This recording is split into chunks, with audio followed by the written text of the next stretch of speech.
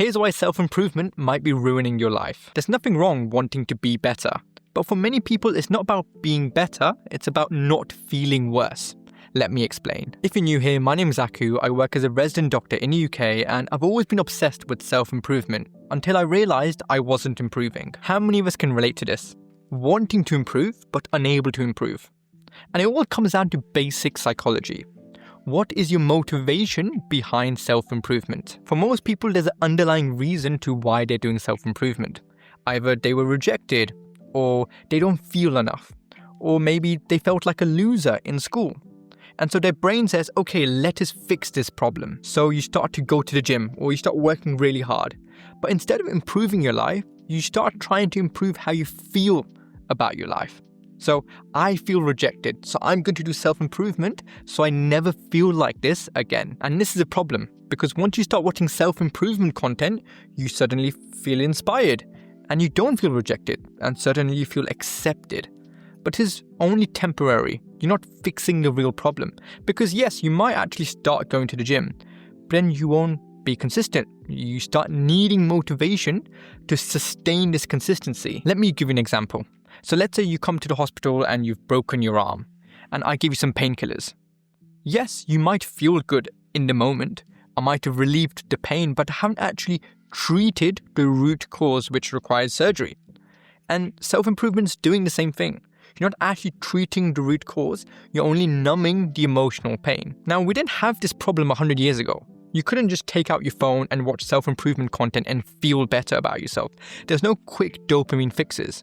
If you felt bad back then the only way to feel better was to actually work hard and take action. But now you can trick your brain into emotional progress without any real progress. And I guess this video literally does the same thing. This video is self-improvement, and I'm guessing by watching this video, you already feel like, oh, I've made so much progress. So what should we do about it? Well, I don't think the problem is with the content of self-improvement. I think it's the relationship we have with self-improvement. Self-improvement videos aren't bad. In fact, I think it's actually good sometimes. It's good to use strong emotional feelings to start a new project. So many people, when they have a breakup, then they start going to the gym and they start getting in shape. And that's a good way to start. But it's not a good strategy to sustain that consistency. And so a better way would be to build identity, not intensity. Instead of chasing bursts of motivation, you start chasing identity-based habits. So I am the type of person to go to the gym.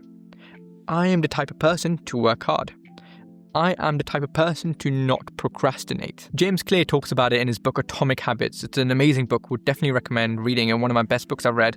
But essentially says is people who actually focus on identity-based habits are much more likely to sustain long-term goals and long-term habits over a sustained period of time compared to people who just rely on motivation. So try to adopt the identity of the person you're trying to achieve for. So for example, me, I'm trying to make YouTube videos.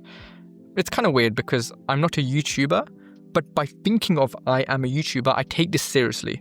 I make sure I plan some talking points. I make sure I try to have some good camera and some good lighting. Now, many people don't struggle with identity-based goals. They actually struggle with taking action because they literally feel too lazy to even start. And that's a different issue. That's something that you might be suffering from, which is called procrastination. Now, I made a whole video on it here where I've explained how you can overcome procrastination using neuroscience and psychology principles. I loved making this video, so I would highly recommend watching that. Thanks so much for watching this video otherwise, and I'll catch you in the other video. Bye-bye.